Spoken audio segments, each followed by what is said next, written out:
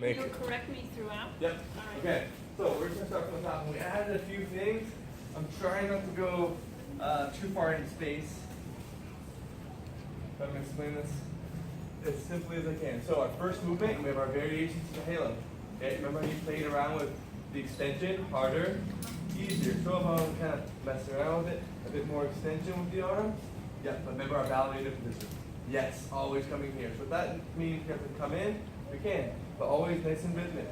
We can come center, or we can lengthen this movement out like we're going baby to hip to shoulder. Hopping that baby off the hip, perfect. Remember, we have another variation to challenge the core a bit more, kneeling. And we can choose to have this more narrow. We have all the options we had before applying to the kneeling position. Okay, I got this. Okay, go opposite hip. Good. Okay, but remember our last variation. If we do this last variation, we're going to have to do half and half. Do the split position. And sometimes we'll even bring it to touch the thigh. Up and over. Touch the thigh. Up and over. Or you can just go center. Okay? So our next movement can be kneeling. This also can be done to the split. It can also be done kneeling with our tricep press. Okay? Inhale. And exhale. Inhale. And exhale, we should have, if we have a heavier weight, our elbows are going to go forward. If we have a lighter weight, we can stretch and strengthen almost if you're like this hang, and yeah, you'll feel like a gentle stretch in the shoulders. Yeah, perfect. Okay, and then from there, we thought it was a good idea to do our lean backs. So our knees are a bit together. If we're doing our lean backs, we're going to have the knees just under the hip bones. Okay, feet flat. We're going to bring our bungee cord, ribs down to hips. And this is going to prevent us, as we go back, it's going to prevent us from leaning back and compressing the spine. So this awareness is going to keep us nice and traction through the back. Inhale. And exhale. It's kind of a funny thing because we're going back, but we're not leaning back. And up. Feel the core and in the thighs. Okay? Inhale. Exhale. Good. Awesome. Perfect. Okay. From there, we can do a body weight or with our weights. It's a goblet squat. We're going to have this right on the chest. Okay, feet nice and wide and comfortable. So I'm just going to show the camera different angles.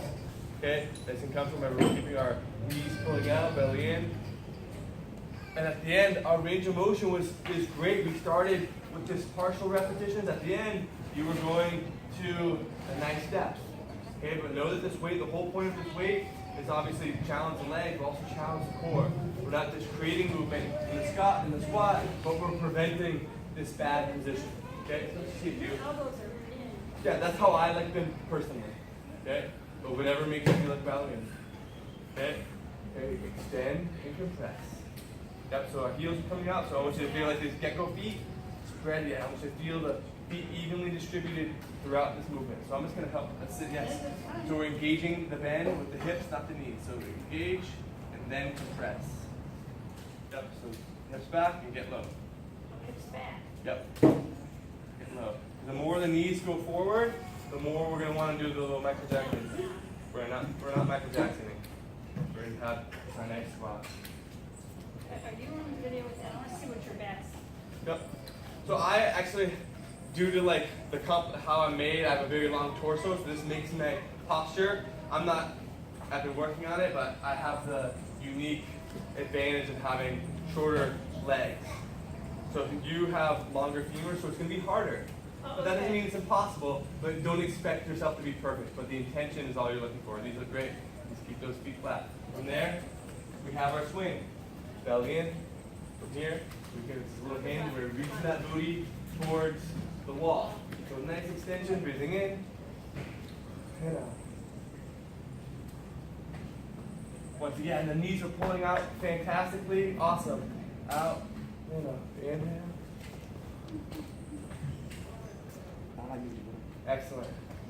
Awesome. And if for whatever reason our back's not feeling so great, just be wary of this movement. I don't want to say this movement's bad for your back, but if you have things going on, it may be irritating. All right. Okay? So from there, we're going to be releasing the back through our wipers. Okay?